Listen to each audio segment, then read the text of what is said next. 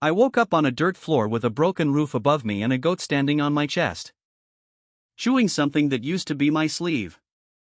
I pushed it off and sat up. 7 women were looking at me. Different faces, different ages, same expression, the hollow, flat look of people who have been waiting for something to go wrong and are no longer surprised when it does. Behind them, crowded into every corner of a hut that should have fit 3 people at most, were children. I counted quickly. Stopped at 12.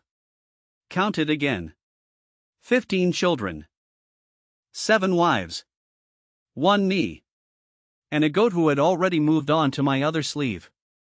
I did what any reasonable person does when they wake up in a catastrophe. I took inventory.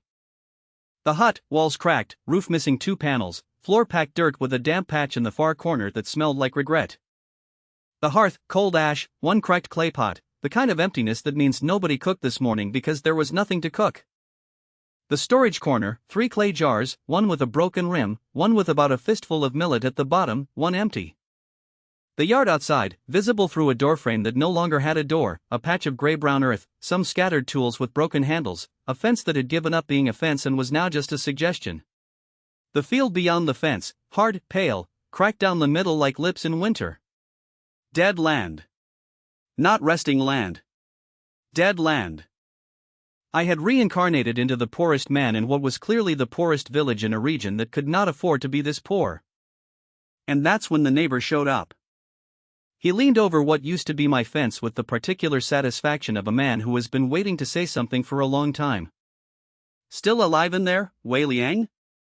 He looked at the hut, at the yard, at the crowd of children visible through the doorway. Then he smiled. I always said a man can barely survive alone in this village.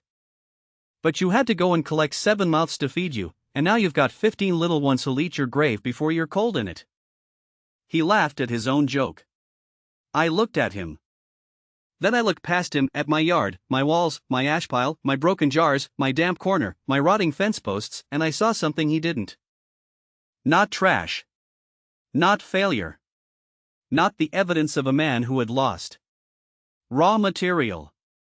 The ash at the hearth. The damp corner. The broken jar rims. The moldering straw along the fence. The food scraps the goat hadn't found yet. The gray crumbled dirt from the collapsed wall section. I said nothing to the neighbor. He eventually got bored and left. That's when the system activated. No flash of light. No divine voice. No golden text spelling out congratulations, chosen one across my vision. Just a quiet presence at the edge of my awareness, like a second pair of eyes that had always been there and only now decided to open. It called itself the living cycle system. And the first thing it showed me was not power. It showed me numbers. Household status: soil fertility, 4%. Water efficiency, 11%. Food reserve, 1.2 days. Cycle coherence, 0%. Survival probability at current trajectory, 8% within 30 days. 8%. Then it showed me the world. This empire takes 70% of every harvest. By law. By weight. By soldiers with swords and a man with a book who writes your name down if you argue. Every family in this village plants in spring and hands over 7 mouthfuls out of every 10 in autumn, then tries to survive winter on what's left. Most years they almost make it. Bad years they don't. The system made it very clear, if I planted a large, visible, well-tended field, the collectors would see exactly how much I grew and take exactly 70% of it. The remaining 30% would not feed 22 people through winter. It had never been enough. The man whose body I now wore had known this and planted anyway because he didn't know what else to do. That was the trap every family in this village lived inside. Work harder. Grow more. Lose more. Stay exactly as hungry. The system wasn't offering me magic seeds or a god's blessing or a cheat code. It was offering me the ability to see the cycle where resources entered, where they were lost, where they could be recaptured, where a hidden loop could be closed into something that fed itself. Cycle coherence, 0%. That was the number that mattered. Not the harvest size. The coherence. The percentage of what this household consumed that actually returned to it in some form. Right now, 0. Everything was lost. The food scraps fed nothing. The ash went nowhere. The water splashed and seeped away. The waste produced nothing. Every input became an output that vanished. I needed to close even one loop before the 1.2 days of food ran out. One of the older women, the one who looked like she had been managing disasters slightly longer than the others, set a bowl in front of me. Half a cup of thin millet gruel. The last real food in the house. I looked at it. 22 people. Half a cup of gruel. I could eat it now and have the energy to do exactly one afternoon of work, and by tomorrow morning the children would be crying and the wives would be looking at me with that expression again. Or I could divide it, a mouthful each for the youngest 3, keep the rest liquid, stretch it to 2 meals, and spend the energy I had right now on the 3 things that could still save us. Water first. Get water under control. Then fast food, not from the field, but from the edges, the forgotten places, the things nobody was harvesting because nobody thought they were worth harvesting. Then the first hidden growing point. Small. Invisible. The kind of thing that a man with a book and a soldier with a sword would walk right past. Not a harvest. A cycle. Divide it, I said. Small portions. Save half for tonight. The oldest wife looked at me like I had suggested eating the goat raw. Then she picked up the bowl and started dividing it. Food, 0.8 days. Water, uncontrolled. Cycle coherence, 0%. Day 1. The field is dead and the collectors come in 30 days. I'm not trying to win. I'm trying to still exist when tomorrow arrives. The first thing I did was count every container in the house. Not food. Water. I'd been awake less than a day and already I knew, food without controlled water is a countdown. You can stretch a mouthful of millet 3 ways. You can't stretch dehydration at all. 7 jars. 2 wooden buckets with cracked seams. 1 clay basin with a hairline fracture along the bottom. 1 large pot with a broken handle. 3 smaller bowls that had been repurposed as storage. A hollowed gourd hanging from the rafters that still held maybe 2 liters of something brownish. I pulled everything into the yard and looked at it. The system overlaid what I was seeing with numbers. Water efficiency, 11%. Primary loss points, evaporation from open containers, ground seepage from cracked vessels, no separation between use categories. Estimated daily household water need, 40 liters. Current controlled supply, 6 liters. 6 liters. For 22 people. That wasn't a water situation. That was a slow emergency nobody had noticed because they were too busy being hungry. The oldest wife, I had learned her name was Shu, the one who had divided the gruel without argument, came out and watched me arrange the containers. The well is a 20-minute walk, she said. We go twice a day when we have energy. How much do you carry back each trip? 1 bucket each. Sometimes 2 if the children help. 2 buckets, twice a day, split 22 ways. I didn't need the system to tell me that wasn't working. The numbers were already obvious. I went inside and found the oldest piece of cloth I could, a worn section of sacking that was already falling apart, and brought it to the bucket with the brownest water. Then I went to the collapsed wall section and scraped up a double handful of the fine gray dust and crumbled clay that had accumulated at the base. Added ash from the cold hearth. Packed it loosely inside the folded cloth. Poured the brown water through it slowly. It came out the color of weak tea instead of river mud. Shu watched this from across the yard. We're dying of hunger, she said, and you're washing water. We're dying of hunger and drinking dirty water, I said. I can fix one of those right now. She didn't answer. But she didn't leave either. I set up the simplest separation system I could manage with what we had. The large pot with the broken handle got cleaned and designated for drinking water only, filtered, covered with a cloth, not touched for anything else. The 2 cracked buckets got lined with clay paste from the wet corner to slow the seepage, not fixed, but slowed, and went to cooking water. Everything else, the basin, the smaller jars, the gourd, washing, cleaning, the goat. Then I called the 3 oldest children. The boy who looked about 14, the girl who was maybe 12, and another boy around 11. They stood in front of me with the same hollow-faced expression as their mothers but with a thin layer of curiosity underneath it. "The well is 20 minutes away," I said. "I need you to make 4 trips today instead of 2. Small loads are fine. The goal is to fill the drinking pot completely before tonight." The 14-year-old looked at the pot. Looked at me. "That's a lot of walking." "Yes. And tomorrow there will be something in this house worth walking for." They went. Water efficiency, 11%, 34%. Not good. Not even close to good. But the bleeding had slowed. The second problem was the one that would kill us in 3 days if I didn't solve it today. I found the wife called May near the back of the hut, small, quiet, with the particular kind of stillness that meant she was always watching. The previous version of Wei Liang had apparently mostly ignored her, which was his loss, because when I asked what grew within walking distance that people didn't bother harvesting, her eyes changed. She knew. She had always known. She just hadn't been asked. Shepherd's purse along the north ditch. Chickweed behind the mill. The pond past the old field has water plants. The stems are edible if you boil them long enough. There are snails everywhere after rain, and it rained 4 days ago, so they'll still be under the stones near the wall. I looked at her. "Why hasn't anyone been collecting these?" She looked back at me with an expression that meant, "Because people in this village have decided what food looks like, and this isn't it." I took her and the 2 middle children and we spent the morning walking every edge and forgotten corner within half a kilometer of the house. Shepherd's purse. Chickweed. 3 kinds of edible root I couldn't name but May could. A cluster of small mushrooms along a rotting fence post that she examined carefully and approved. 2 double handfuls of pond plant stems. And under the stones near the north wall, snails. A lot of snails. The children thought this was disgusting.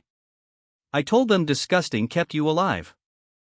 Meanwhile, I sent the younger ones to shake out every old bag, sack, and storage container in the house. The results were modest but real: a small fistful of millet dust from 1 sack, a knot of dried beans at the bottom of a jar that had been missed, 6 small taro roots buried under debris in the storage corner that nobody had noticed because they were the size of a fist and covered in dirt. By late afternoon we had greens, roots, snails, mushrooms, pond stems, and the small millet and bean reserves. It wasn't food. It was the components of food. I told Shu to make soup. Everything in the pot together. She looked at the pile like I'd asked her to cook a basket of weeds, which was fair because that was approximately what half of it was. Then she made the soup. The neighbor's wife, round face, loud voice, the kind of person who performs generosity loudly in public and counts every grain in private, leaned over the fence while the smell drifted over. Are you feeding your family weeds? And snails?" She laughed. "Wei Liang, you've gone completely mad. You know the children in this house are going to grow up eating pond slime and dirt leaves?" That evening my 15 children ate. Not enough. But they ate hot food and lay down without crying. From the neighbor's side of the fence I heard, not long after, a baby screaming with the particular high pitch of genuine hunger, and a voice saying there was nothing left until tomorrow. I didn't say anything. I didn't need to. Day 2 food position, 1.8 days. Better than this morning. Not enough. The third step was the one that made my wives look at me like I needed medical attention. After the meal I went behind the house to the least used corner, the patch of ground between the back wall and the old refuse pile, overgrown with weeds and slightly sunken where water drained off the roof. Nobody went there. The collectors, when they came, would walk the yard and the field. They would not walk the back corner behind a refuse pile that smelled like it had been accumulating since before Wei Liang was born. I started digging. Not deep. Not wide. A pit about the size of a large sleeping mat, maybe half an arm deep. Shu came around the corner and stopped. What are you doing? Making a hole. I can see that. Why? Everything the kitchen throws away goes in here from now on. Vegetable scraps, peelings, rotten leaves, food waste, wet ash. Also whatever the goat produces. A very long pause. You're making a hole, she said slowly, for garbage. I'm making a hole for future soil. She stared at me. We are currently not eating enough food to stay alive, and you are composting. Yes. You've lost your mind. Tell the others. Everything that would normally be thrown out or burned goes in the hole. Everything wet and organic. Keep dry ash separate in that broken jar. I pointed. Don't argue with me yet. Argue with me in 3 weeks. She left. I heard her talking to the others inside. The tone was not supportive. But the next morning, the first vegetable peelings appeared at the edge of the hole. People will doubt the plan. They will still follow it if the alternative is worse. The fourth step was the smallest and the most important. I didn't touch the main field. I had no intention of touching the main field. The main field was a trap, a large visible surface that would produce a measurable harvest that men with scales and books would measure and take 70% of. Whatever I grew there openly, I grew for the empire. But the back corner where I dug the compost pit, that was invisible from the road. From the yard. From anywhere a stranger walking through would look. I took the 6 taro roots we'd found. 3 went into the soup that evening. 3 went into the ground in the back corner, buried in a mix of fresh ash, rotted leaf matter from the pile, and the soft gray crumble from the damp wall section. Then I took half the millet dust, not seeds, barely viable, but the system told me some of it still had life in it, and pressed it into a shallow line along the base of the back wall where the roof runoff would water it automatically after rain. Then I poured the used cooking water from tonight's soup, cloudy with starch and minerals, over both plantings instead of throwing it out. The system registered the change immediately. Cycle coherence 0%, 3%, first hidden growth node, active. Kitchen waste compost pit back plot. Roof water wall base planting. Cycle efficiency, minimal. Cycle status, alive. 3%. The number was embarrassing. But it had been 0 this morning. That night I sat in the yard after everyone was asleep and ran the actual numbers. Food, 1.8 days of reserve at current consumption. Hidden plot, taro, early millet, first yield in 20 to 25 days. Compost, active, unusable for 2 to 3 weeks minimum. Water, controlled, 34% efficiency. Collectors, 28 days away. Cycle coherence, 3%. 28 days until the collectors came with their scales and their book. I needed to not starve for 28 days, produce something worth hiding, and show them a household that looked just poor enough to be left alone. 3% was not going to get me there. But 0% was a death sentence, and I was already past that. The goat walked over and sat next to me in the dark. I did not have the energy to remove it. Tomorrow, more foraging. Expand the hidden plot. Start thinking about what the collectors will see when they walk through that gate. The real work hasn't started yet. This was just surviving long enough to start. By day 5 I understood the real problem. It wasn't the soil. It wasn't the field. It wasn't even the collectors coming in 23 days with their scales and their book. The real problem was that I was trying to run a 22-person operation with 1 brain and 2 hands. I woke up before dawn on day 5, looked at the household sleeping in sections around the hut, wives against the walls, children layered between them like a badly organized storage system, and ran the numbers cold. Tasks currently requiring daily attention: water filtration and distribution, foraging rotation, compost maintenance, hidden plot watering, snare checking, drying management, food rationing, animal feed, child organization, perimeter awareness. Estimated daily labor hours required, 31. My available hours, 16. Deficit, 15 hours. Result: the system collapses slowly until it collapses all at once. I needed to stop being a man doing everything and start being a node in a network. Which meant the 7 women sleeping against those walls needed to stop being dependents and become the network. I called them together after the morning ration. All 7. Children sent to the yard with tasks. They sat in a rough circle and looked at me with varying degrees of skepticism. Shu with her arms folded. May the herbalist watching my hands. A tall thin woman named Rome who had barely spoken since I arrived. A younger one, Lien, who watched everything like she was keeping a private record. A broad-shouldered woman called Hua who spent most of her time with the goat and had the posture of someone waiting to be disappointed.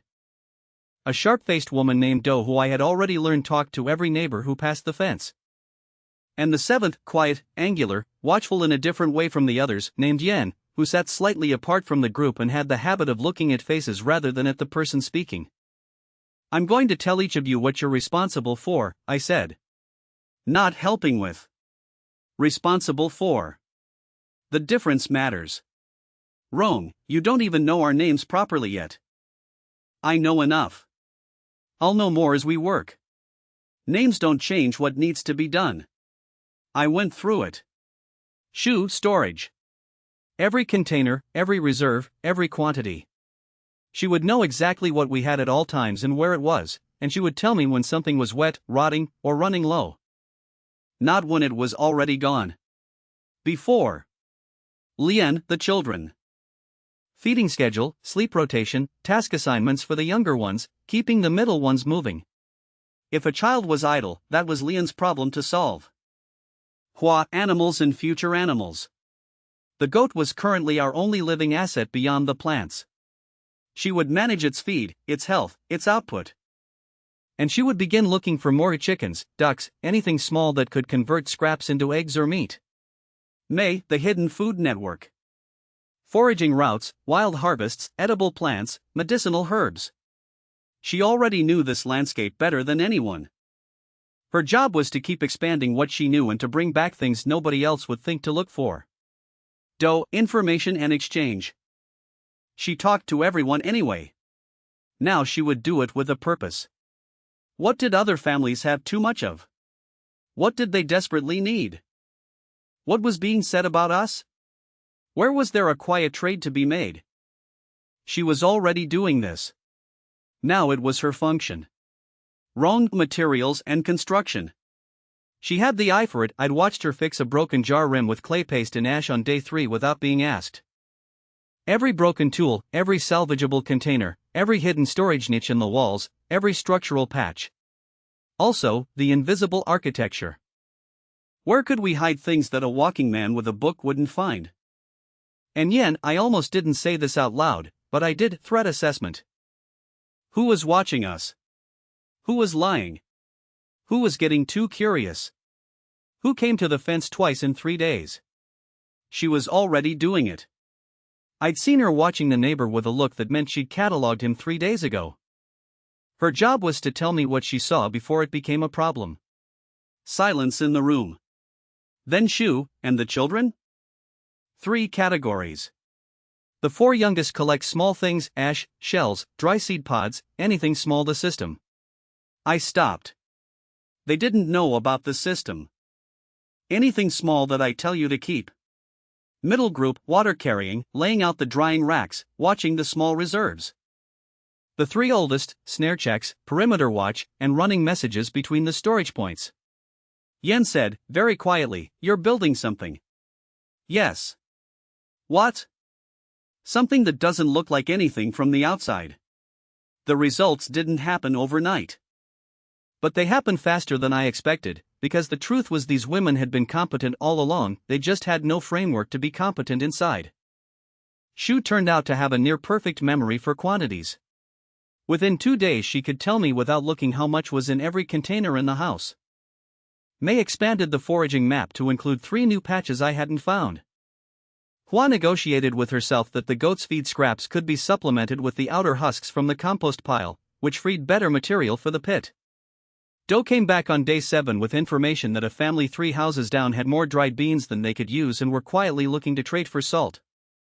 We had a small dried herb bundle May had gathered. We traded it. We got enough beans to extend our reserves by 4 days. Food reserve, 4.2 days. Cycle coherence, 11%. Compost, active, first usable output in 14 days. Hidden plot, taro showing first leaf tips. Wall-base millet, germinating. 11% coherence. 8 points in a week. The system was starting to believe the household was real. The problem was so was the village. On day 8 I noticed the snares were coming back empty too consistently. Not bad luck. Empty. Like something was getting to them before I did, or someone had found the locations and was clearing them. I mentioned this to Yen at evening. She didn't look surprised. The eldest son of the family on the east side, she said. He's been walking that path before dawn. I've seen him twice. You didn't tell me. I'm telling you now. I wanted to be sure first. This was, I decided, the correct instinct. Don't report suspicions. Report patterns.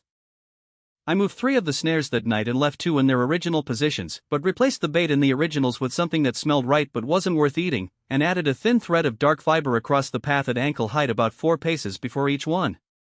I also told the oldest boy 14, whose name was Chen, quick and serious, to walk that path at first light and come back without touching anything. He came back on day 9 and reported, both original snares had been tripped. The thread on one had been broken. Someone had walked it in the dark. I didn't go to them directly. I waited. On the evening of day 10, I was in the yard sorting dried herbs when the neighbor, the one with the loud laugh, the one who had told me I'd feed my children to their graves, came to the fence gap that served as a gate. His son was not with him. He had the particular expression of a man who has come to say something friendly as cover for something else. Wei Liang. Heard your family had a good few days. Found some food somewhere? Foraging. The children help. He looked at the yard. His eyes went to the drying rack Rome had built from old fence slats and corded greens laid out on it, some roots, some herb bundles. Not a lot, but visible and organized. Quite the operation for a man who was nearly dead a week ago. Hunger is a good teacher. He smiled. Looked at the snare I deliberately left visible, hung on a nail near the gate. You trap much? Enough. Though lately the snares come up empty more than they should. I looked at him. Odd, that. I put new ones in places I haven't used before, and they work fine. The old paths just seem cleared out. His smile didn't move. But something behind his eyes did. Animals learn, he said. Yes, I said. So do people. He laughed. The second problem arrived on day 11. They came back from the North Ditch foraging run with the youngest 2 children and reported that the small drainage channel I dug along the back wall, 3 days of work, carefully angled to pull roof runoff toward the hidden plot, had been filled in. Not collapsed. Filled in. Someone had packed dirt into it deliberately. I looked at it. The dirt was fresh. Done within the last day. I fixed it that afternoon and didn't say anything to anyone outside the household. But I told Rome to build a small raised edge along the channel with flat stones. It would look like we were simply reinforcing a drainage path. Harder to casually destroy without being obvious about it. And I told Yen, everyone who walks past the back of the house. Starting now. On day 12 she reported, the headman's nephew had gone around the back of our property twice in 2 days, on the path that technically belonged to the communal land behind the row of houses. The headman. Already. I hadn't even done anything visible yet. But the internal shift, that one happened quietly and I almost missed it. It was Rome who showed me. On day 13 she came to me with a broken clay storage jar she'd salvaged from the refuse pile 2 houses down and rebuilt using a clay ash fiber paste she'd developed herself after watching me patch the water buckets. She'd made the jar watertight. She'd also built a false interior, a sealed compartment in the bottom, accessible only if you knew to push a specific section of the rim, that could hold a small amount of seed or dried food completely invisible to anyone who looked inside. I held it and turned it over. How long did this take? 2 evenings. She looked at it. I made 3 more. They're in the wall cavity behind the sleeping area. I looked at her. A week ago she had told me I didn't even know her name. Now she was building hidden infrastructure without being asked, because she had understood the principle and applied it independently. That was not a wife following orders. That was a node in the network thinking for itself. That evening, Shu, the most skeptical, the one who had told me I'd lost my mind over the compost pit, sat down next to me after the children were asleep and was quiet for a moment. Then, the children didn't fight over the food tonight. No. They haven't fought in 4 days. They know there's going to be enough for them, so they wait. A pause. That didn't happen before. Before, if there was a bull, everyone grabbed it once because waiting meant nothing. It means they trust the system. It means they trust you. She looked at me sideways. I'm not sure I do yet. But I trust the results. That was enough. I didn't need faith. I needed function. Cycle coherence 11%, 19% household nodes active, 7. Child task network, functional. Storage distribution, 4 points. Hidden growing nodes, 2, composting output, 11 days to first usable batch. External visibility, rising. Threat flags, Headman's household, monitoring. Eastside family, active interference. Village rumor, Wei Liang found something, spreading. The system added one more line I hadn't seen before. Note, a household with coherence above 15% in a zero coherence environment will be visible within 30 days. Invisibility is no longer the primary strategy. Misdirection is. I read that twice. Invisible had already failed. The moment the children stopped looking hollow, the moment the drying rack appeared in the yard, the moment the snares started catching things, people noticed. Not because I'd done anything loud. Because I'd done anything at all, and in this village, anything was unusual. From here forward, the goal wasn't to be invisible. It was to look poor while being something else entirely. I went to the drying rack and rearranged it. The good dried herbs, the ones with real caloric or medicinal value, went inside the house, into Rome's hidden jars, into the wall cavity. What stayed on the rack? Low-value greens, common weeds that any family might dry, 3 bundles of something that smelled strong but was essentially worthless. The face we showed the village, desperate foragers drying whatever they could find.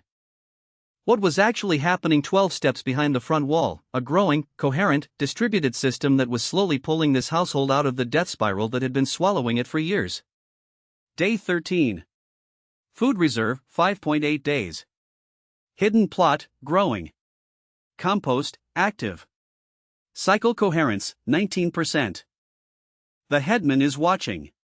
The neighbor is stealing. The village thinks I'm either mad or hiding something. They're right about the second one. 20 days until the collectors arrive. The system needs to be invisible enough to survive an inspection and strong enough to survive the month after. Both at the same time.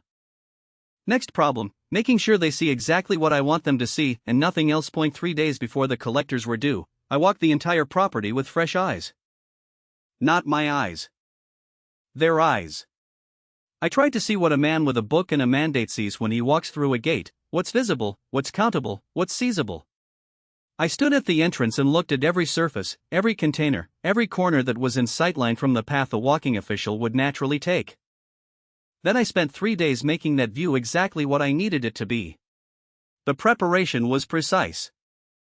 The good drying rack, the one Rome had built with actual structural integrity, went behind the house. What replaced it in the yard was the original broken slat version, sagging, with the low-value greens spread across it. Sparse.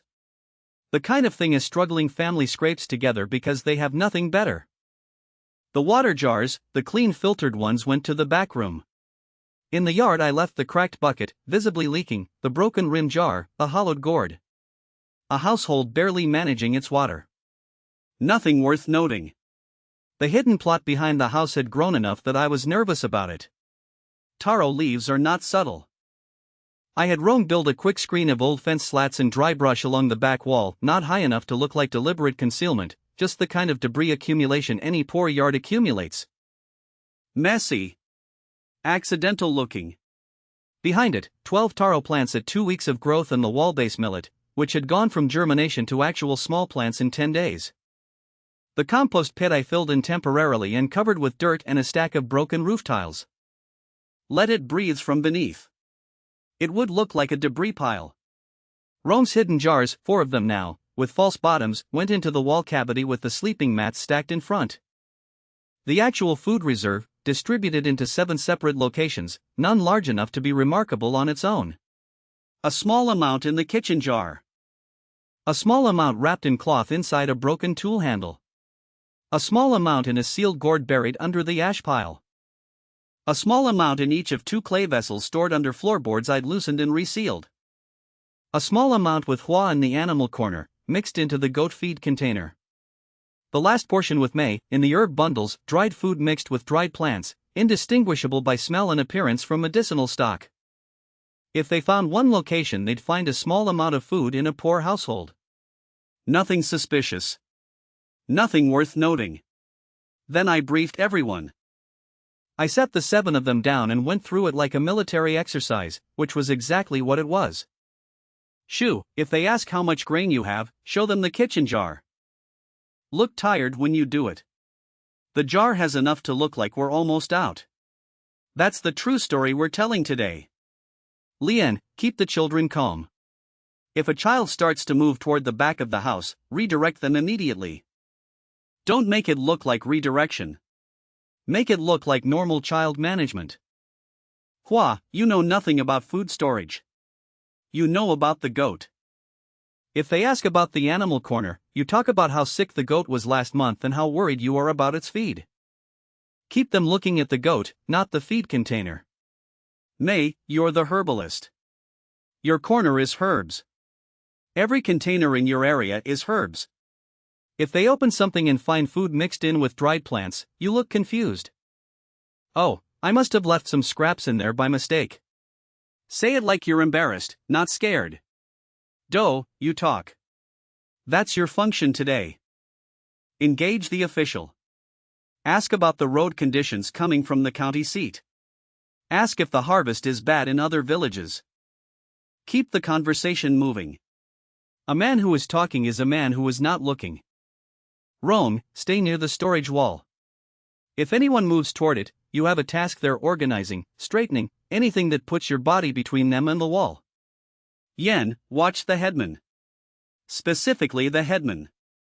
He's the one who'll try to point them somewhere useful. Every time he opens his mouth, I want to know what he's looking at before he says it. The older children, Chen and the girl, Fong, you are outside during the entire inspection. You are playing. You look like children who don't know where anything is because you are children who don't know where anything is. If anyone asks you a question, you answer about being hungry. Only about being hungry. This was easy to coach because they had 6 weeks of genuine experience to draw on. Then I looked at all of them. The goal today is not to win. The goal is to survive the inspection without giving them a reason to come back tomorrow. They arrived mid-morning. The official was a thin man with a gray robe and the posture of someone who has spent years looking down at things. He rode in on a mule. Behind him, the headman, already, with a look on his face that I had learned to read as anticipatory satisfaction, the expression of a man who has told someone where to dig and expects them to find gold. Behind the headman, 2 soldiers with the tired faces of men doing a job they've done 100 times. A young Pazar with an ink brush and a leather-bound book. And a large man with scales and rope, the weighmaster. The scales were iron. They looked older than the village. The official walked through the gate without greeting anyone and stopped in the middle of the yard. He looked at the cracked bucket. The broken-rimmed jar. The sagging drying rack with its thin spread of common greens. The goat, which chose this moment to make a sound that expressed exactly how the household felt about visitors. Then he looked at me. Wei Liang. 22 household members as registered. Yes, sir. Large family for a man with, he glanced at his register, 1 field, 1 goat, no reported secondary income. Yes, sir. How are you eating? Poorly, sir. The children forage. My wife, I gestured toward Mei, knows herbs. We manage. The headman stepped forward. I heard they had grain stores, he said pleasantly. More than their field should produce. The official looked at him, then back at me. That would be a matter for the register. Of course, the headman said. I only mention it because it seemed unusual. For a household in their condition to look so. He searched for the word. Stable. I said nothing. Stable was not evidence. They searched for 40 minutes. The Pazar went through every visible container, writing down contents. He found the kitchen jar with its small grain reserve, the drying rack greens, maize herbs, the goat feed. He opened the water jars and wrote down water. He wrote down the broken tools. He wrote down the condition of the sleeping area. The weighmaster weighed the grain from the kitchen jar. He weighed the dried greens. He wrote numbers. The official watched all of this from the center of the yard with the expression of a man who expected to find more and is slowly realizing he may have been given poor information. The headman, I watched him from the corner of my eye, as Yen watched him from her position near the storage wall, kept drifting toward the back of the house. Twice he said things like, "and the rear area, and there's a space behind the goat pen?" Both times Doe intercepted him. The first time, "Sir, will the collectors be coming through the east road on the return? My cousin lives past the mill and the road flooding last season washed out." The second time, more directly, the official himself was moving toward the back and Doe stepped to the pazar and said loudly, "Excuse me, the count for the children, you wrote 14, but there are 15, my husband always forgets to register the youngest." Which pulled the pazar and momentarily the official into a documentation dispute about birth records. It cost 30 seconds. 30 seconds was enough for Rome to move a sleeping mat half a pace to the left. The moment I almost lost. The youngest of Lien's group, a 5-year-old boy named Su who had not been given a specific instruction because he was 5, had been sitting quietly near the hearth for most of the inspection. He chose the moment the weighmaster crouched near the ash pile to stand up, walk to the back wall, and begin pushing at the section of stones near the floor with both hands in the particular purposeful way of a child who has watched adults do something there and wants to try it himself. Lien was 6 steps away. I was 12. The weighmaster was 3. Lien crossed the room in 2 steps, picked Sue up under one arm, said, "Not now, come with me." In the precise tone of a woman managing a toddler and absolutely nothing else, and walked out to the yard where the older children were playing. The weighmaster watched her go. Then he looked at the wall section. Then he wrote something in his secondary notebook. He didn't investigate it further. But he wrote something down. They left 2 hours after they arrived. The official had found 1 field producing modest grain, 1 household of 22 surviving on minimal foraging and herb knowledge, 1 goat, insufficient food reserves to warrant a secondary levy, no evidence of concealed significant stores. He took 70% of the grain from the kitchen jar. He took a portion of the visible dried greens. He wrote the numbers in the register and had me mark it with my thumbprint. What he did not find, the 7 distributed food caches. The hidden taro plot. The wall cavity jars with their false bottoms. The compost pit beneath the debris pile. The actual state of the household's water management. Anything that indicated a coherent food system was being built. He took what he could see. He left what he couldn't. The headman was the last to leave. He stopped at the gate and looked back at me. "Modest results, Wei Liang. It's been a hard month." "Indeed." He looked at the yard for a long moment. "The inspector noted your household seems unusually organized for its condition." "Children and routines," I said. "It's the only way to manage them." He laughed. I waited until the sound of the mule was gone. Then I went inside. Shu was sitting with her back against the storage wall with her eyes closed. Lien still had Sue under one arm. Yen was at the window watching the road. Nobody spoke for a moment. Then Chen 14, serious, said, "Did we pass?" "We passed." He let out a breath that was longer than a 14-year-old's breath should need to be. I sat with the numbers that night. Pre-inspection food reserve, 5.8 days. Seized, 30% of visible stores, approximately 0.4 days equivalent. Actual post-inspection reserve, 5.4 days distributed across 7 locations. Hidden plot, untouched, 8 days to first taro harvest. Compost, undiscovered, 6 days to first usable output. Cycle coherence, 19% unchanged. They saw nothing they weren't meant to see. The system updated, first tax cycle, survived. Visible loss, 0.4 days food equivalent. Hidden system, intact. Seed reserve, intact.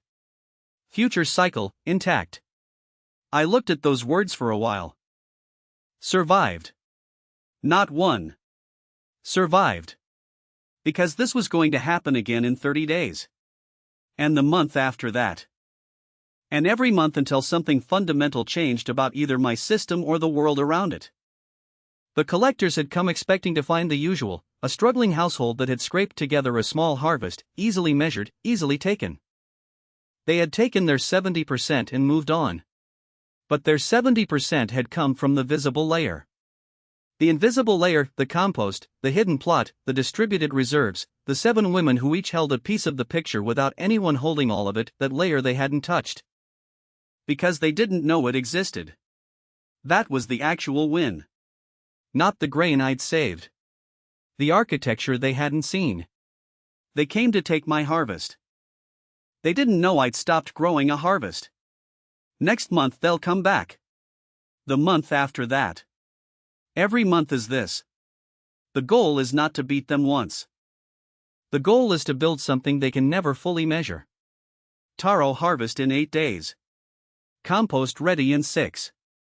Cycle coherence at 19%. It's not enough. But it's a system. And they just walked through it without seeing it. That means it's real. The day after the collectors left, a widow came to my gate. Her name was Auntie Pei. 60-something, sharp eyes behind a face that had been weathered into something that looked almost peaceful until you looked at the eyes. She stood at the fence gap with a bundle of dry grass in her hands, the kind of offering you bring when you want to ask something without looking like you're asking. "Wei Liang," she said. "Your children look better than they did a month ago. We've been foraging." She looked at the yard. The sagging rack was still out. I'd kept the facade. But she was old enough to read the difference between a yard that was chaotic and a yard that was deliberately arranged to look chaotic. My grandson is getting thin. The collectors took more than half of what I had visible. More than 70%? The Pizar's numbers were creative. She said it without anger. Just fact. I looked at her bundle of dry grass. Then at her. "Come in," I said. "I'll show you something." I was not trying to become the village's solution. I want to be clear about that. I understood exactly what happens to the man who becomes indispensable in a community where the headman controls who gets to be important. He becomes a threat, then a target, then an example. But I also understood the math of isolation. One household running a coherent cycle in a village of incoherent ones is a lighthouse in a storm. It draws attention, it draws envy, and when the storm gets bad enough, the people drowning in it don't admire the light. They swim toward it and grab whatever they can hold. If everyone around me was dying of hunger, they would eventually stop being neighbors and start being problems. A starving man with nothing to lose doesn't respect hidden storage locations. A desperate family doesn't care about my carefully constructed facade when their children are crying. My system's survival required a minimum of stability in the surrounding environment. Which meant I had to share enough to keep the immediate circle from collapsing, but share method, not food. Give away the principle, not the result. I showed Auntie Pei the water separation system. The filtration cloth. How to make a crude filter from ash and sand. How to designate containers by use and actually keep to it. It took 30 minutes. She looked at the filtered water in the clean jar. "This is simple," she said. Like she was almost insulted. Yes. Most good things are simple and nobody does them. She left with her bundle of dry grass still in her hands. She hadn't needed to trade anything. That, I decided, was also information. People pay more attention to things they didn't have to buy. Doe brought me the next 2. A man named Old Taub, mid-50s, one son still at home, 2 fields that the collectors had stripped to the bone. He came with a question dressed as conversation. "I heard your household found some foraging ground worth using." Through Doe I had already traded a small herb bundle to his family 2 weeks ago. He knew the trade was real. He was now trying to understand the system behind it. I spent an hour with him talking about drying. Just drying. How much food people lost to rot because they dried things in the wrong place at the wrong time. How to read moisture in stored grain before it became mold. How to use ash as a desiccant layer. How to spread drying loads across multiple small batches so that one bad spot didn't ruin everything. He left and came back the next day with his son. The son wanted to know about the snares. The second household came through the son of a family who had lost their eldest daughter to fever the previous winter and hadn't recovered their working rhythm since. They were functional but barely. The mother was excellent at weaving. Rong had already noticed this and mentioned it twice. I had Rong approach her about terra construction. Not charity. Exchange. Rong would teach the technique for the hidden jar bases, the woman would produce additional containers.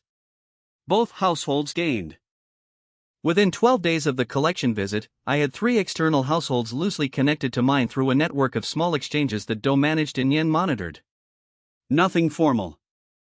No agreements. Just, here is a method, here is a small trade, here is information that might keep your family alive through the next month. The system registered the change.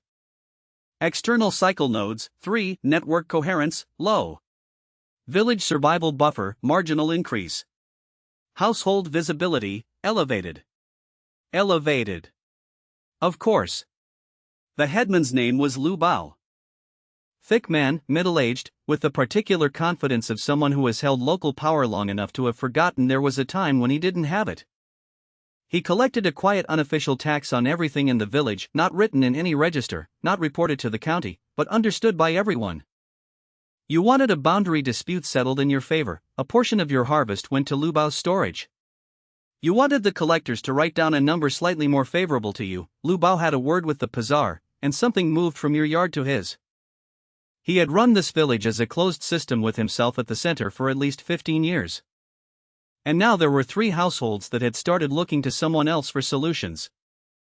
He came to my gate on day 18 after the collection. He didn't bring dry grass. He came with 2 of his adult sons flanking him and the expression of a man making a social call that was also a territorial marker. Wei Liang. The village has been talking about you. I hope the village has more interesting things to talk about. You've been giving advice to neighbors. He said advice the way you say a word when you mean a different word. Old Tao. The widow Pei. The family at the East End. I've been talking to neighbors. In a village, talking to neighbors about food and storage, he smiled slightly, that's the kind of activity that benefits from coordination. With the headman. To make sure it's all organized correctly. So there are no misunderstandings with the county when the collectors return. This was the offer and the threat in the same sentence. Join his system, pay him a portion of whatever I was building, and he would protect me from collector scrutiny. Refuse, and the next visit from the Pazar would have much more creative arithmetic. I looked at him. I appreciate the concern, I said. We're just a poor household trying to survive the month. I wouldn't want to waste the headman's attention on something so small. He looked at me for a long moment. Then he looked at the yard. At the organized facade I'd constructed. At the children, who were visibly healthier than they'd been a month ago. At Do, who was standing near the gate with the innocent expression she used when she was recording everything. Small, he repeated. Yes. Of course. He left with his sons. Yen appeared at my shoulder from somewhere behind me. He sent his younger son around the back path this afternoon. Before he came to the gate. Pre-inspection. What did the son see? The debris pile over the compost. The back wall. The screen Rong built. A pause. He spent about 4 minutes back there. 4 minutes. Long enough to look. Not long enough to find anything I hadn't meant to be found. But long enough for Lu Bao to know there was something to find. 3 days later the rumor reached us through Do. Lu Bao had told 2 households that Wei Liang was hiding grain from the collectors and anyone who traded with him was risking being named in the same report. This was the move I'd expected. He couldn't take from me directly, not yet, not without evidence. So he was trying to isolate me. Cut the external nodes. Make the 3 households that had loosely connected to mine afraid of the connection. Old Tao came to my gate the morning after the rumor spread, looking uncomfortable. I didn't wait for him to speak. You heard what Lu Bao is saying. Yes. And you want to know if it's true. He looked at his feet. I want to know if talking to you is going to bring the collectors back to my yard with extra attention. I thought about this honestly for a moment. The honest answer was, possibly. Lu Bao had enough influence with the Pazar to direct attention wherever he wanted. If he decided to make my network into a scandal, he could create problems. The other honest answer was, Old Tao's household was already at 40% of minimum food reserves and the next collection was in 18 days. If you step back, I said, you lose the methods you've already learned. You go back to losing water from cracked jars and drying food in the wrong place and having the collectors take the only thing you have stored in one location. I looked at him. Lu Bao's protection costs a portion of everything you have, every month, forever. What I've given you costs nothing and belongs to you. The question is which risk is more dangerous. He was quiet for a long moment. Then, what if he comes after you directly? That's my problem. Not yours. He nodded slowly. Went home. He didn't step back. Day 21. Food reserve, 7.2 days, taro harvest added 1.8 days equivalent, compost batch improved hidden plot yield by measurable margin. External network, 3 households, stable despite headman pressure. Cycle coherence, 26%. Next collection, 9 days. Lu Bao understands now. Not the details, he doesn't know about the compost or the hidden plot or the distributed storage. But he understands the category of thing I am. I'm not a strange poor man anymore.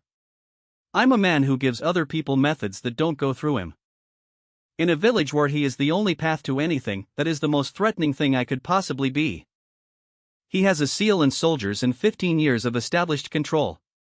I have 26% cycle coherence, 3 allied households, 7 functional network nodes, and 9 days before the collectors walk through my gate again. He's going to move before the collection. Not after. I need to be ready for what he does when talking stops working. The drought arrived without announcement. 1 week the sky was normal. The next week the clouds came and passed without releasing anything. The week after that there were no clouds. The week after that the ground around the village began to crack in the way that means the moisture is gone not just from the surface but from the first arm's length of depth. The main field, the visible one, the one that existed for the collector's register, had been producing modestly. Now it stopped. I watched the other families in the village respond to this in the way that people respond when the system they rely on fails. They did more of the same thing. They watered the open fields more, which meant they depleted the well faster, which meant the water level dropped, which meant the next bucket came up with more sediment and less volume. They watered at midday when the sun took half of it before it reached the roots. They clustered their remaining food in one location because it felt safer to see it all at once. Every one of these responses made the problem worse. I knew this because the system showed me a village-level resource map for the first time, not just my household, but the surrounding situation rendered in simple terms. Village water reserve, declining at 15% per week. Open field viability, collapsing. Average household food reserve, 3.1 days. Household Wei Liang food reserve, 9.4 days. Cycle coherence, 29%. 9.4 days against a village average of 3.1. 3 times the reserve. Maintained through 2 months of building what everyone around me had decided was madness. The ash. The compost. The filtered water. The hidden plot. The distributed storage. The drying management. The foraging network. None of it had looked like survival strategy. It had looked like a poor man fussing with garbage. Now the rain was gone and the garbage fussing was the only reason my children were eating. The neighbor with the loud laugh came to my gate on the 8th day of drought. He didn't laugh this time. Your yard looks, you seem to be managing. We're careful with water. He looked at the filtered water jar visible through the door. At the drying rack, showing only low-value greens, as always, but showing something when his own yard was bare. At the children, who were thinner than I wanted but moving, working, not lying down with the particular stillness of serious hunger. The children look hungry, I said. They're hungry. We all are. He looked at me with the expression of a man trying to decide if he's being lied to. He was, but not about the children being hungry. They were hungry. They were just not dying.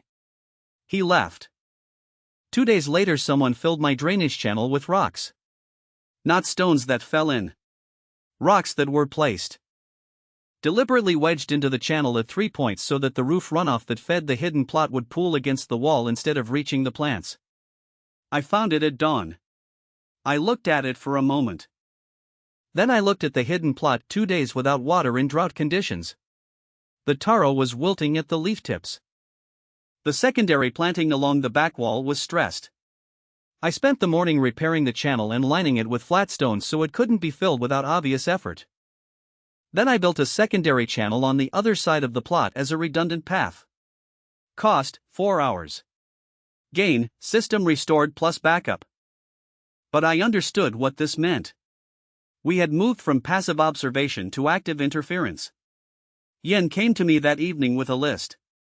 She had been keeping it for 6 days without telling me, which was the correct instinct. She gathered a pattern before reporting, not a single event. The list: drainage channel filled, twice. The drying rack disturbed, something had been pulled from it at night, she thought by hand, not wind. The goat's water trough had been contaminated with ash and dirt, not the useful kind of ash, the kind you put in water to make it undrinkable. And one of the snares Chen maintained on the east path had been not just cleared but destroyed, the cord cut, not broken. Same person? I asked. 2 people. The channel work looks like adult hands, deliberate and strong. The drying rack and the snare look like the headman's elder son. He moves at night. Chen has seen him twice this week on the path. Lu Bao. He'd shifted from rumors to physical interference. This meant the rumors hadn't worked, my 3 external households had held. So now he was trying to degrade the system directly. I thought about this for a day. Then I set the trap. Rome built a false storage point. This was her idea, which made it better than mine would have been. A clay jar, visibly repaired, placed in a slightly awkward location near the east-facing wall, the kind of location where someone trying to hide something might put a jar if they weren't very clever about hiding things. Inside, dried grass, some worthless weed bundles, 1 small piece of actual dried root on top so the smell was right if you opened it and took a quick sniff in the dark. I told Chen and Fong, if anyone comes into the yard at night, let them find the jar. Do not intercept. Do not make noise. Just watch and remember the face. Then I moved the actual storage everything 1 location deeper. On the 3rd night, Fong woke me at the 2nd hour. Someone's in the yard. I moved to the window. The headman's elder son, I could see the shape of him now, a large young man who moved with the confidence of someone who expected not to be caught, was crouched near the east wall with the false jar in his hands. He'd clearly found it exactly where I'd meant him to find it. He opened it in the dark, felt inside, found the root piece, and took the whole jar. He left over the fence. I let him go. The next morning I went to Lu Bao's gate. I didn't have dough with me. I went alone and I went in daylight when the whole lane could see. Lu Bao came to his own gate with the expression of a man preparing for confrontation. I said, at normal speaking volume, not shouting, just clearly, one of your jars seems to have ended up in my yard. Strange thing. A large jar, repaired, looked just like mine. I held up the empty jar I'd made as a copy the night before, same repair marks, same size. I found it this morning. Wanted to return it. He looked at the jar. He looked at me. I said, still at normal volume, easy to mistake in the dark, I suppose. 3 households on the lane were watching from their gates. Not conspicuously. Just people who were outside doing morning tasks in the direction of an interesting conversation. Lu Bao took the jar. Thank you, he said, with the flat controlled tone of a man swallowing something unpleasant. Of course, I said. Good neighbors return what isn't theirs. I walked back to my gate. Behind me I heard nothing. But I knew what the lane had seen, the headman accepting a jar that his household had taken from mine, in daylight, with witnesses. No accusation made. No confrontation. Just a fact, visible and deniable and permanently recorded in the memory of everyone who saw it. Lu Bao couldn't punish me for returning a jar. He couldn't escalate without confirming what had just been implied. The 3 households said nothing that day. But Old Town nodded at me across the lane in the afternoon with the specific nod of a man who understood exactly what had just happened. The third crisis came from a direction I hadn't monitored well enough.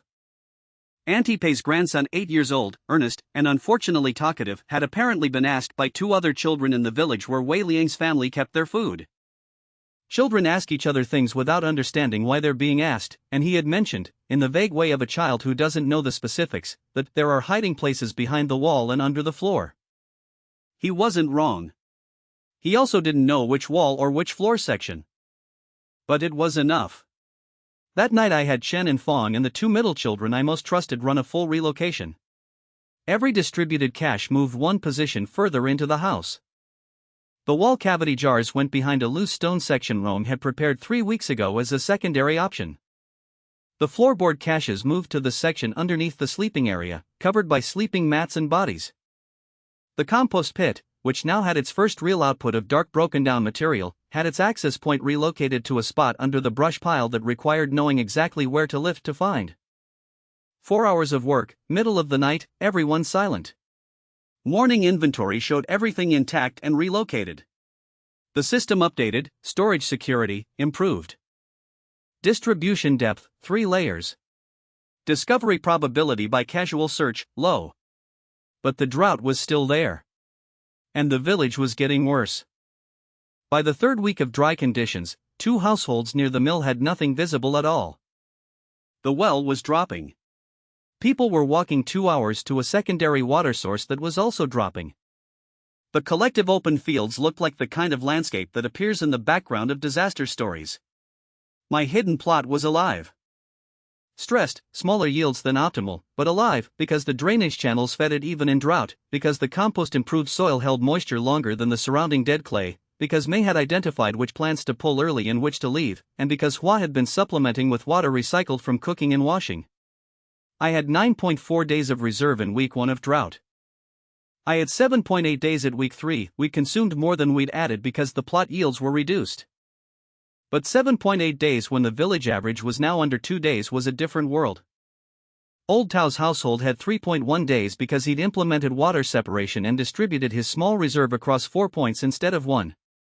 Auntie Pei's household had 2.4 days, above the village average, because of the drying methods.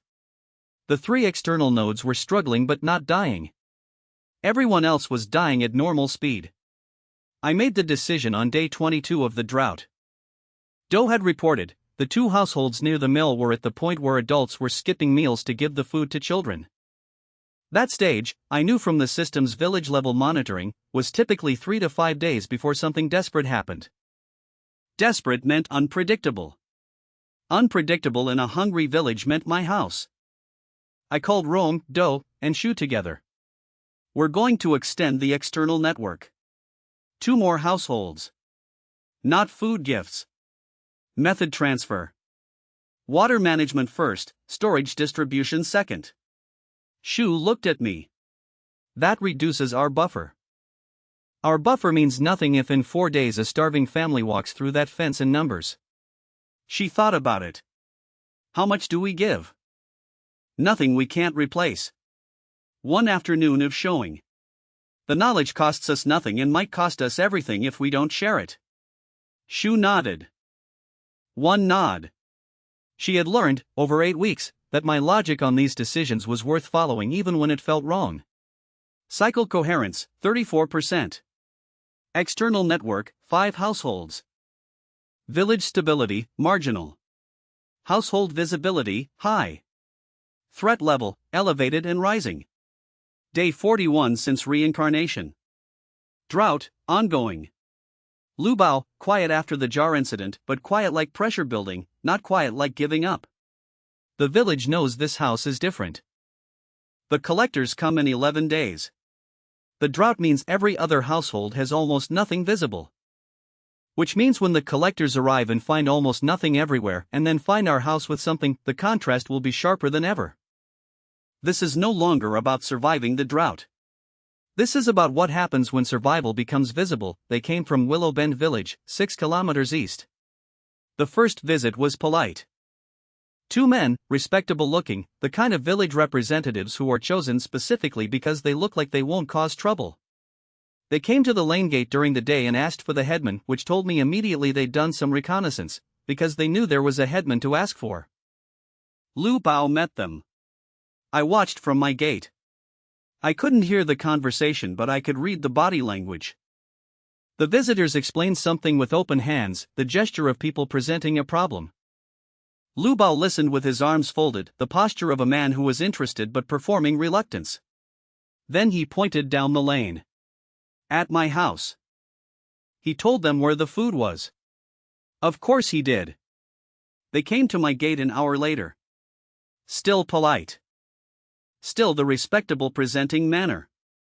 We heard there is a household here with experience in food storage and reserves. Our village is in difficulty. The drought has been worse for us, our water source is further from the fields. We're wondering if there might be an opportunity for exchange. I looked at them. Exchange. That was the first word. Polite word. Soft word. What do you have to exchange? I asked. They had 2 rolls of rough cloth, a small amount of metal tools, and the labor of several families for a defined period. I said I would think about it. They left. I went inside and called Yen immediately. How many people came into the lane with them? Not just the 2. She had already counted. 4 more waited at the lane entrance. They weren't hiding. Just waiting. 6 total for a polite exchange visit. That was reconnaissance dressed as diplomacy. I told Do to find out everything she could about Willowbend's actual situation through her network of contacts in adjacent households. She came back the next morning with the picture. Willowbend had roughly 180 people, their primary well had dropped to half capacity, their open fields were producing at about 20% of normal, and their own collectors had come through 2 weeks ago and taken the standard 70% of a harvest that was already only a third of what it should have been. They were not here to trade. They were here to assess. The second visit came 3 days later. 4 men this time. Still presenting as traders.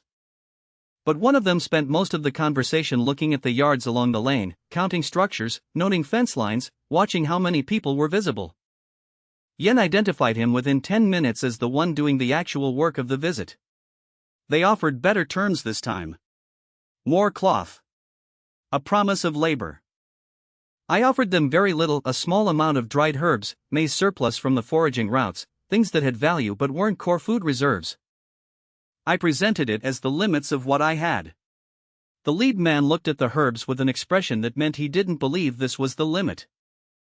We heard your household has managed the drought better than others, he said carefully. We forage carefully. Many mouths make many hands. Yes. A pause. Many mouths also need much food.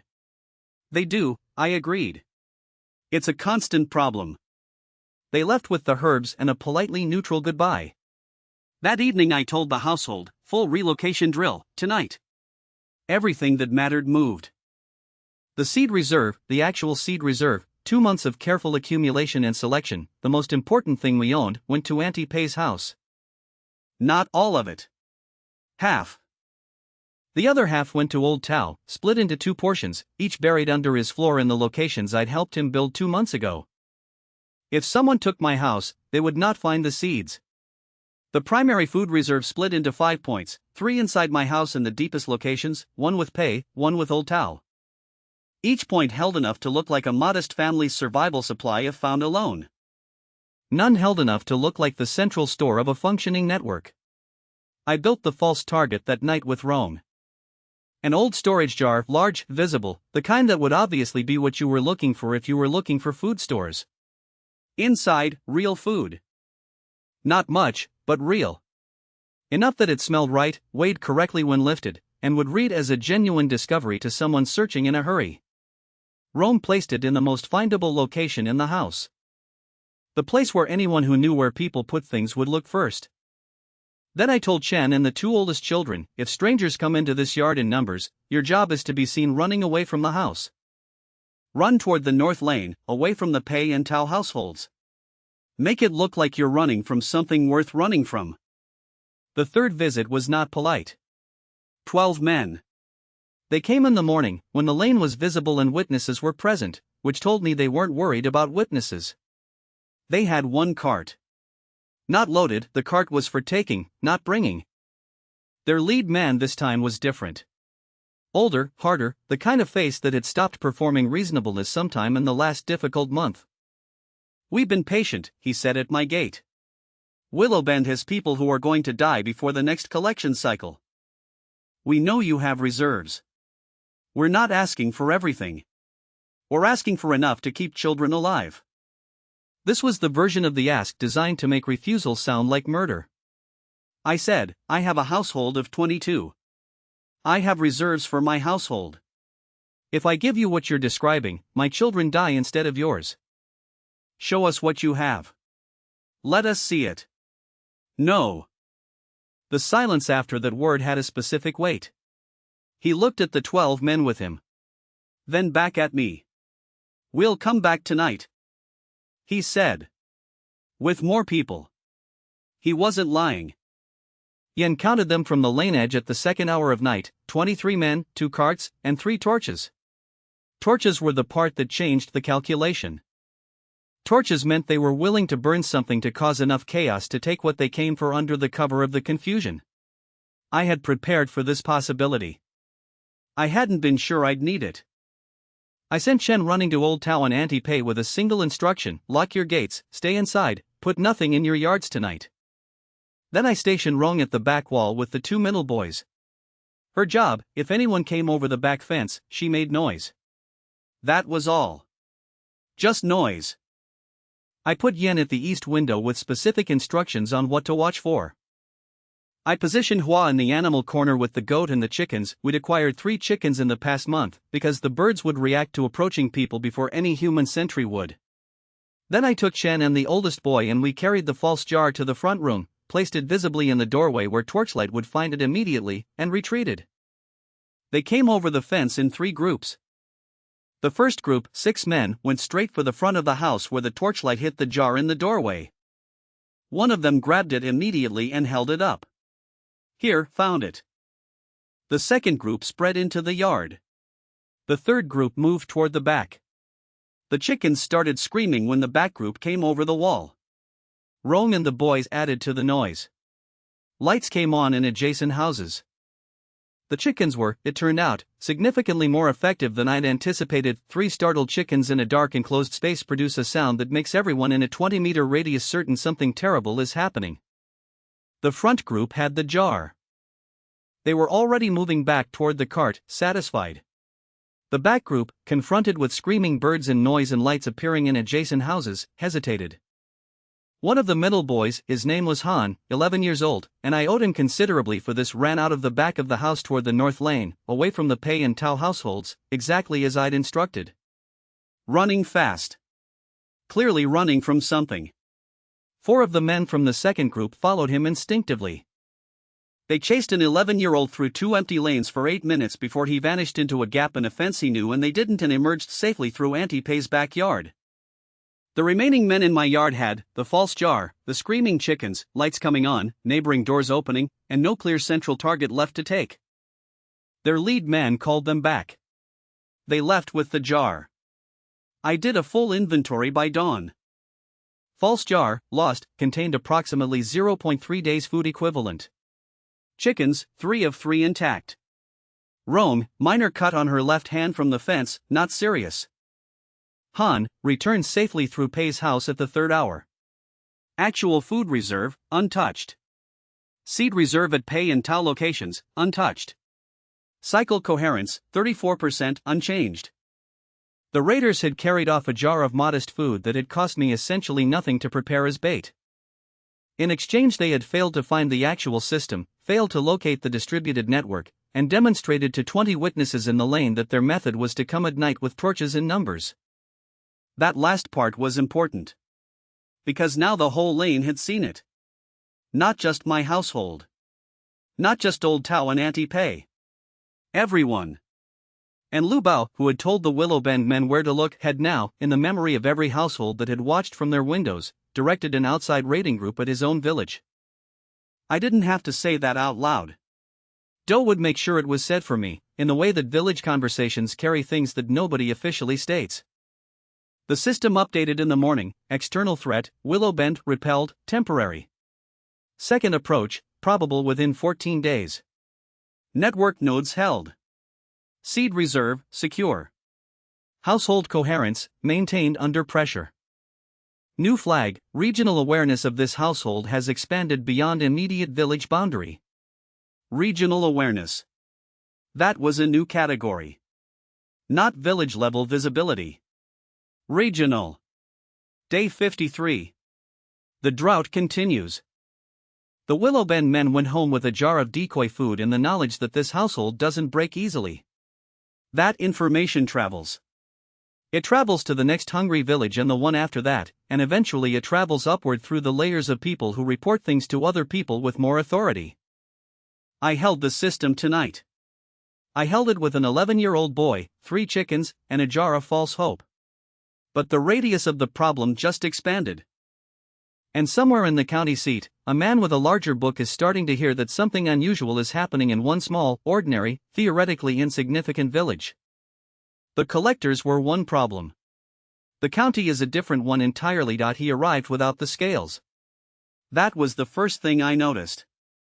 Every official visit before this one had included the weighmaster with his iron scales and his rope, the physical apparatus of extraction. This man came with 2 guards, a personal secretary, and no weighing equipment at all. He wasn't here to take grain. He was here to understand something. That made him more dangerous than anyone who had come before. His name was Administrator Shen.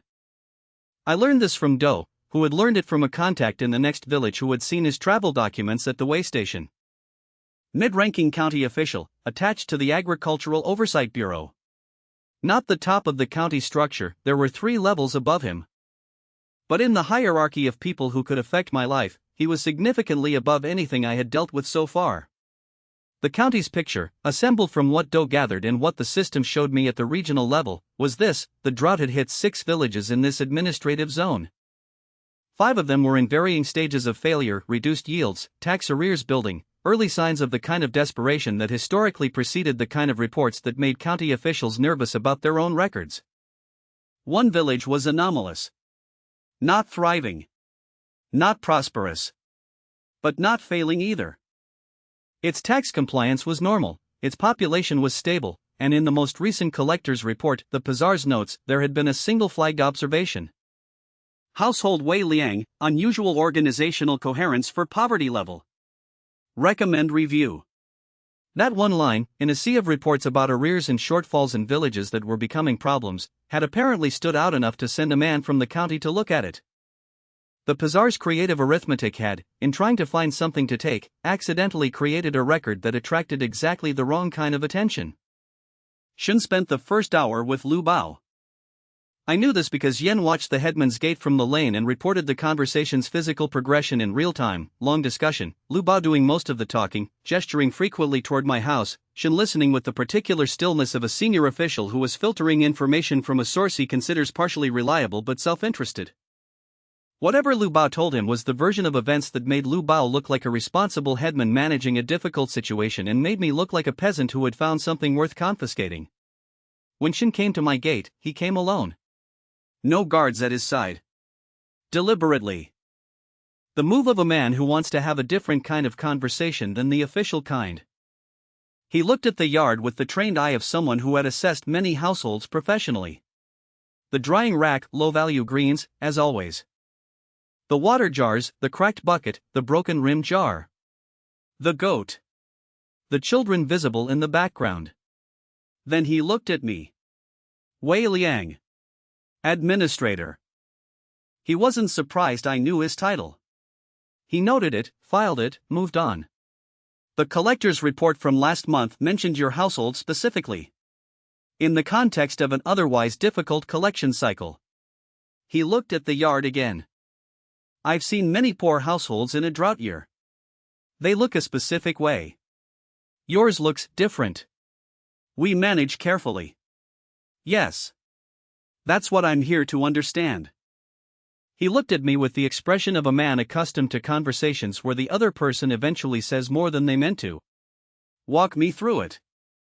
I made a decision in that moment that I'd been preparing for without knowing I was preparing for it. I could perform poverty. I'd been doing it for 2 months for collectors and neighbors and Lu Bao and Willow Bend raiders. It worked for people who were looking for a specific visible thing: grain, stored food, quantifiable reserves, and couldn't find it. It would not work for this man. He wasn't looking for grain. He was looking for the reason the grain existed in a context where it shouldn't. He was intelligent enough to know that visible poverty and actual collapse looked different, and my household looked like visible poverty, not actual collapse. If I performed too hard, he would simply investigate more thoroughly with more resources until he found what I was actually doing. So I told him a version of the truth. Not the full truth. The useful portion. Water, I said. The main losses in a drought year come from water mismanagement. People draw more from the well than they can use efficiently, lose it to evaporation and seepage, water at the wrong time, don't separate uses. We use less water than the average household because we manage it in categories. He looked at the broken rim jar. With these containers. With the principle. The containers are secondary. He was quiet for a moment. Go on. Drying. Most households dry food in a single location and lose batches to moisture and pests. We use multiple small batches in different locations. A bad batch loses a small amount. It doesn't take the whole reserve. And the foraging network. He already knew about the foraging. Of course he did. Lu Bao would have mentioned it, or the collector's report had. My wife knows medicinal and edible plants. We collect from areas other households don't use. You've also apparently been sharing these methods with several neighboring households. He looked at me. The households of an elderly widow, a middle-aged man named Tao, and 2 others. He had done thorough preparation before walking through my gate. Neighbors, I said. We talk. Wei Liang. He said my name with the tone of a man stepping past formality. I've been to 4 villages in this county in the past 2 weeks. In 3 of them I spoke to the senior household of the settlement, the most educated, the most experienced, the most connected people available. They could not explain their own losses to me in terms that went beyond the rain didn't come. You are a registered peasant farmer with 22 dependents and a cracked bucket, and you just explained water efficiency, distributed storage methodology, and foraging network management in language that would not be out of place in an Agricultural Bureau report. I said nothing. Where did you learn this? The question I'd known was coming. I thought about it, I said. When you have 22 people and almost nothing, you either think carefully or you bury children. He looked at me for a long time. The face slap, the moment where what he expected to find collided with what was actually standing in front of him, was not dramatic. It was quiet. A slight adjustment behind his eyes. A recalibration. He had come expecting to find either a hidden wealthy peasant who had been cheating the collection system, or a locally clever man who had found one useful trick that could be extracted and applied elsewhere. He had found something he didn't have a category for. A peasant who thought in systems. He walked the yard for 20 minutes after that. Looked at the drainage channel, repaired, stone-lined, carrying roof runoff to the back. Looked at the back wall area without pushing past the brush screen. Looked at the chicken corner where Hua had the 3 birds in a small enclosed space that was, I noticed too late, noticeably well constructed for a poor household's improvised animal pen. He came back and sat on the low wall at the gate. I'm going to be direct, he said. The county has a problem. Not just this administrative zone, the whole county. The drought is the surface issue. The structural problem is that every village operates as a completely isolated unit with no knowledge transfer, no coordination, no shared methodology. When conditions are normal, that's inefficient. When conditions are like this, he gestured at the cracked earth visible beyond the lane. It becomes catastrophic. I waited. There are options available to a household that becomes formally useful to county administration. Tax adjustments. Access to county seed stocks. Physical protection, official, documented, not dependent on a local headman's goodwill. He looked at me. In exchange for the household head's cooperation in certain agricultural advisory functions. There it was. Packaged as mutual benefit. Dressed in the language of opportunity. But underneath, come under our control, let us direct your knowledge, let us own your system, and we will protect what you've built. Until we don't need the protection to be an incentive anymore. I looked at him. That's a significant offer, I said. I would want to think carefully about it. Of course. He stood. Careful thinking seems to be your primary skill. He walked to the lane. Then he stopped without turning around. The household at the north end of the lane, the widow Pei, she has a storage jar with an unusual base construction. I noticed it when I passed her door. A pause. Your wife's work, I assume. It's well made. He walked on. He'd seen it. Noted it. Chosen not to escalate. That was a message. He could push further whenever he wanted. He was choosing not to, for now, because he wanted cooperation rather than confiscation. For now. He rode out of the lane 2 hours later without speaking to Lu Bao again on the way out. Lu Bao watched from his gate with the expression of a man whose controlled situation had just developed a new variable he hadn't asked for. I went inside and sat at the workbench. Administrator Shen. County Agricultural Oversight. Not a collector. Not an enforcer. A strategist. He came to understand the anomaly. He understands it now. What he's offering, county protection, seat access, tax relief. What it costs, my system becomes his system. My knowledge becomes county property. My household becomes a tool of administrative policy I don't control. What happens if I refuse? He has enough information to send a more aggressive follow-up. He knows about Rome's jar construction. He knows about the drainage channel. He has the Pizar's report. He can build a case for concealment if he wants one. What happens if I accept? I gain resources and lose independence. The county's interests and my family's interests are not the same. They never will be. Cycle coherence, 34%. External network, 5 households. Seed reserve, distributed across 3 locations. The county now knows I exist. Lu Bao was a headman with a seal. Willow Bend was a village with carts. Shin is a county official with a bureau behind him and a drought emergency that makes my system look like exactly what the empire needs right now. The local level I can outmaneuver. I've been doing it for 2 months. The county level is a different weight entirely. He'll be back. With a formal offer, written terms, and considerably less patience for careful thinking. I have the time between now and that visit to become either too valuable to pressure or too distributed to control. Probably both. Probably at the same time. Next problem, how to grow fast enough that by the time he returns, saying no costs him more than saying yes costs me. The move came 8 days after Administrator Shin left. I had been expecting something.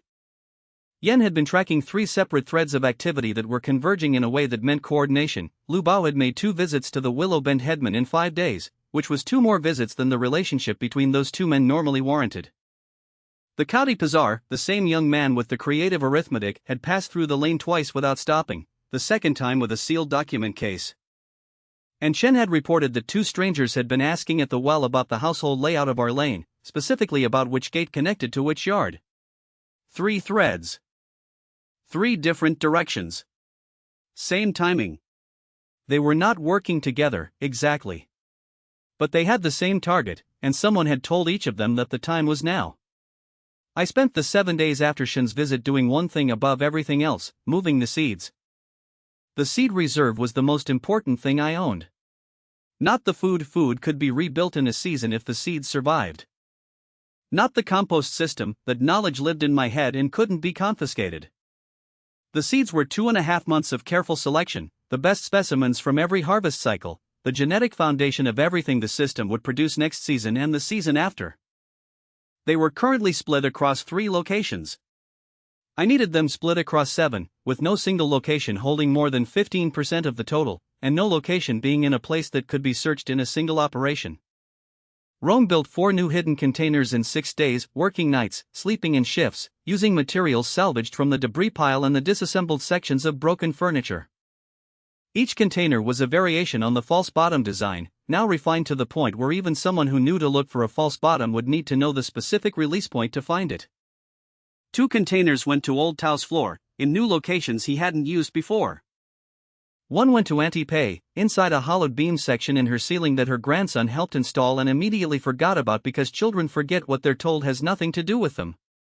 One went to the newest allied household, a family called the Yangs, who had joined the network 3 weeks ago after their eldest daughter had helped May identify a foraging patch and Doe had quietly converted that goodwill into a structural relationship. By the time they came, 80% of the seed reserve was in 4 locations that were not my house. They came on a gray morning with official paper. Lubao, the Pazar, for county soldiers, and this was the part that told me Shin had been involved whether he intended it or not. The document bearing a county seal authorizing an agricultural inventory inspection of any household identified as a potential resource in the drought emergency response. The document was real. The authority was real. This was not Willow Bend raiders with torches. This was the state, on paper, with stamps. Lubao's expression when he came through my gate was the most openly satisfied I had ever seen it. He had found a lever large enough to move me. He had gone above my network, above my facade, above everything I had built at the village level, and come back with the county's authority behind him. The Pazar began reading the document aloud. I listened to the whole thing. Then I said, of course. The household is open to official inspection. Lubao's satisfaction flickered slightly. He had expected resistance. Resistance would have justified escalation. Cooperation was harder to work with. The soldiers searched for 2 hours.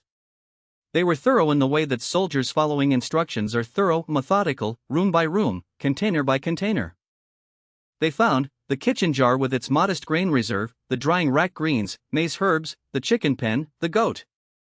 They found the compost pit, now uncovered, which the Pazar recorded as a waste management feature and moved on from.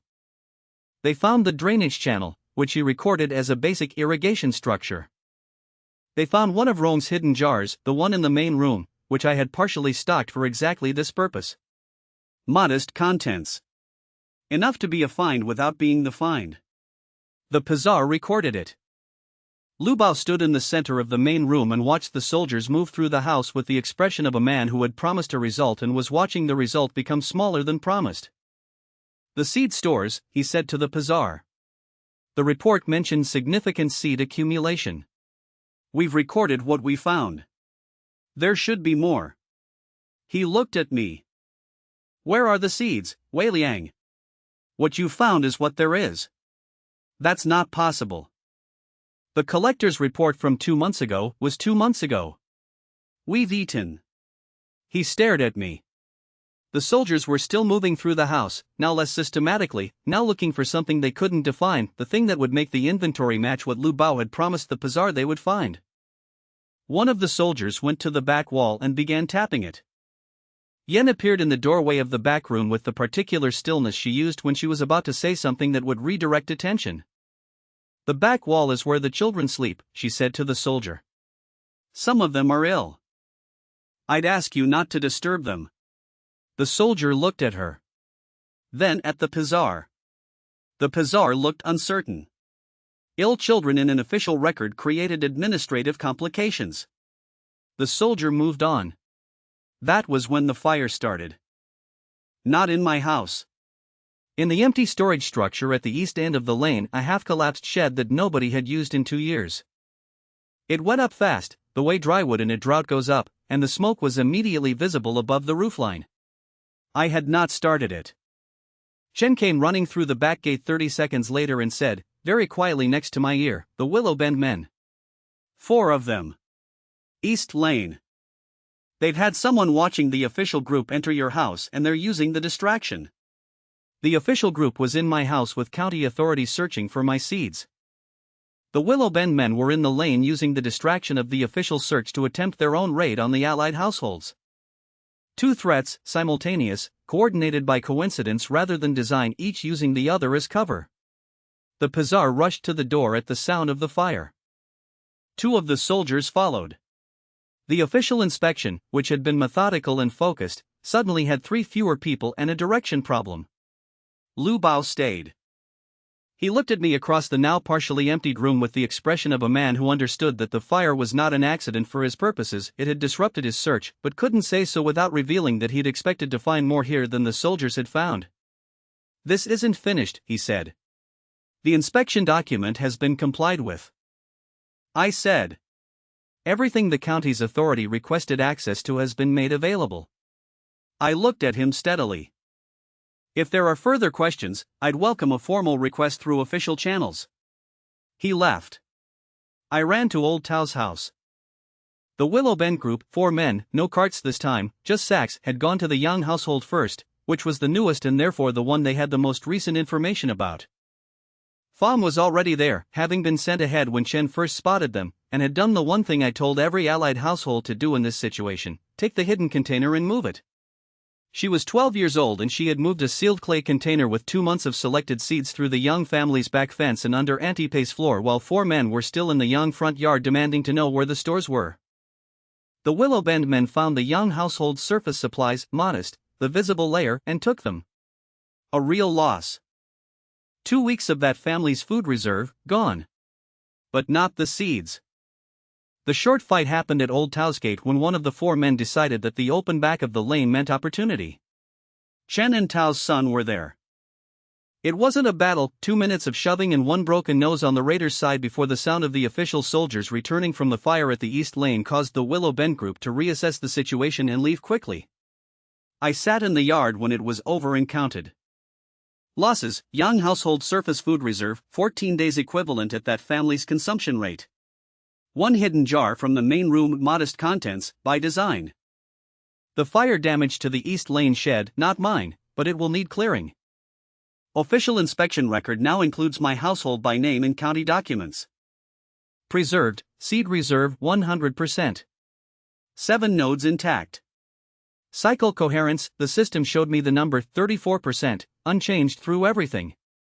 The distributed network had held under simultaneous pressure from 3 directions. But the Young family had lost 2 weeks of food defending a system they joined 6 weeks ago. That was a debt I owed them and would need to repay. The system updated, first arc, closed. Household survival, confirmed. Network, intact under pressure. Seed reserve, secured. County record, flagged. Visibility status, critical. Regional reporting on this household now active. 3 days later, Doe brought me the information I'd been waiting for and dreading. A writer had left the county seat heading toward the prefecture. Not unusual in itself, writers went to the prefecture regularly. What was unusual was that Doe's contact at the waystation had seen the document case the writer carried, and the routing mark on the outside indicated it was going to the Prefecture Agricultural Bureau. Not the County Bureau. The Prefecture Bureau. 2 levels above Shen. Doe put the information in front of me without comment. I looked at it. Then I looked at the system's regional display, which now showed not just the village and the county but a wider radius, and in that radius, 5 other anomalous nodes. Households or small clusters that had developed some version of what I was building. Isolated, uncoordinated, each running their own small cycle in their own desperate circumstances. They didn't know about each other. I did. Day 61. Cycle coherence, 34%. Seed reserve, distributed, intact. Network, 5 households.